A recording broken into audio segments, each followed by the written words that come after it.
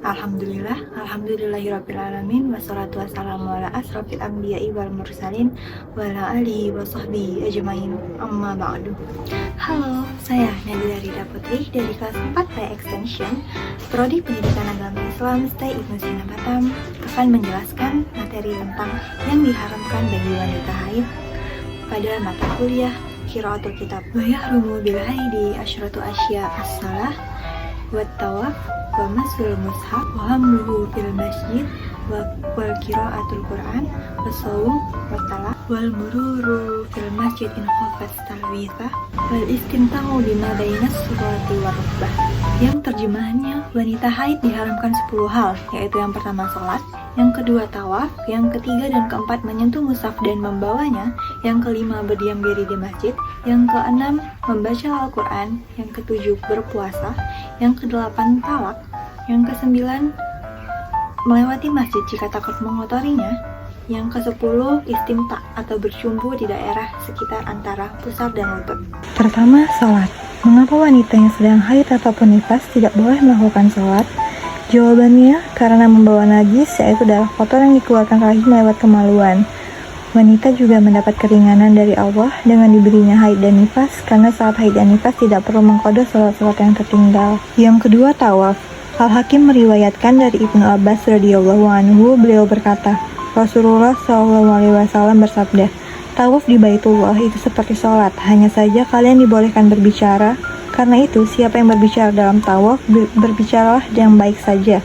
Hadis riwayat Al-Hakim dan beliau mensahihkannya. Selanjutnya, membaca Al-Quran, menyentuh mushaf dan membawanya.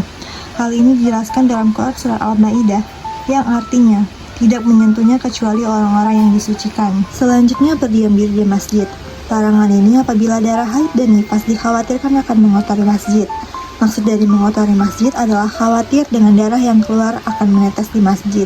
Sedangkan masjid adalah tempat suci dan dipakai untuk melakukan ibadah. Oleh karena itu, yang dilarang sebenarnya adalah menetap atau singgah dalam waktu yang lama dan berulang kali keluar masuk masjid, bukan sekedar masuk ke masjid.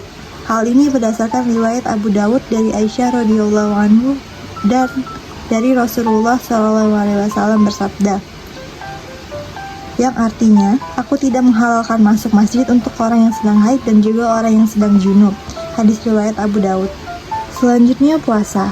Hal ini diperkuat oleh hadis yang diriwayatkan oleh Bukhari dan Muslim, yang artinya, apabila seorang wanita sedang mengalami haid, maka dia tidak sholat dan tidak puasa. Yang demikian itu menunjukkan kurangnya agamanya. Hadis riwayat Bukhari dan Muslim. Dalam kitab Safinatun Najah juga dijelaskan bahwa untuk wanita haid dan nifas haram hukumnya melaksanakan puasa, namun ibadah puasa Ramadan yang tertinggal harus dibayar atau diqadha. Talak, haram hukumnya bercerai dalam keadaan haid hingga dianggap bid'ah karena menyebabkan masa idah wanita tersebut menjadi panjang.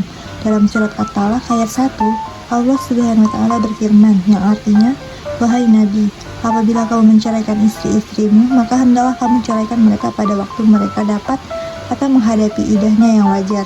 Dan hitunglah waktu idah itu, serta bertakwalah kepada Allah Tuhanmu. Janganlah kamu keluarkan mereka dari rumahnya dan janganlah diizinkan keluar kecuali jika mereka mengerjakan perbuatan keji yang jelas. Itulah hukum-hukum Allah, dan barang siapa melanggar hukum-hukum Allah, maka sungguh dia telah berbuat zalim terhadap dirinya sendiri. Kamu tidak mengetahui barangkali setelah itu Allah mengadakan suatu ketentuan yang baru.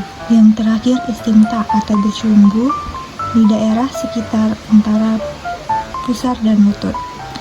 Dari Haram bin Hakim, dari pamannya, bahwasanya dia pernah bertanya kepada Rasulullah SAW tentang apa saja yang halal dilakukan olehku terhadap istriku yang sedang haid. Beliau menjawab, bagimu apa-apa yang di atas sarung. Hadis riwayat Abu Dawud, yakni di atas apa-apa yang ditutup oleh sarung. Sarung adalah kain yang digunakan untuk menutupi bagian tengah badan, yaitu antara pusar dan lutut pada umumnya. Sekian penjelasan dari saya. Apabila ada salah kata mohon dimaafkan. Wabillahi taufiq wal hidayah. Wassalamualaikum warahmatullahi wabarakatuh.